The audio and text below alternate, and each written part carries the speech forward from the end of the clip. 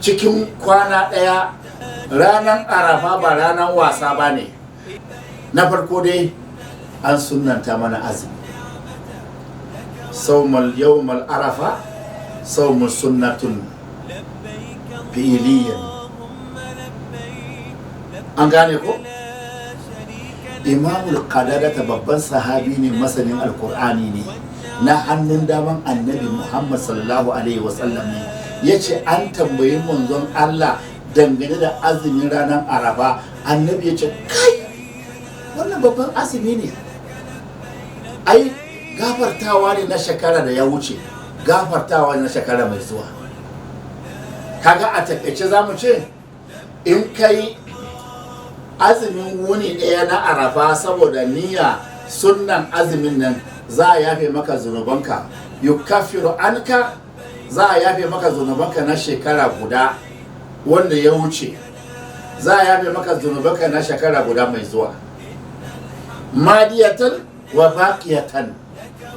Jama'a dan Allah, don girman Allah, musulmi kan akwai anya kuwa musulmi dan wuta?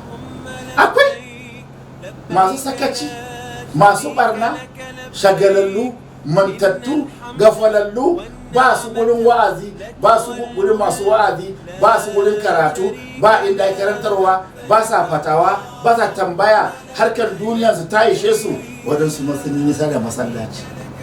In ba don haka ba, ba rana ɗaya tilo da Allah ya gafarta, Allah yake yanta bayinsa minan nari ilal janna, minal gadabi ilal rahama, ilal gadabi ilal, babu adadi kawai. To in kai abin kirki kare na sai a sa sunan kaci. Inna la ghafur rahim, fa'alun lima yurid, yaf'alu ma yasha. Ruwan Allah ta ce a sa sunan wannan kenan. Bonus da min indillah. Kuma Allah yana son mu da rahama, Allah yana son mu da aljanna fiye da yadda muke son aljanna. Allah yana son mu fiye da yadda muke son kanmu.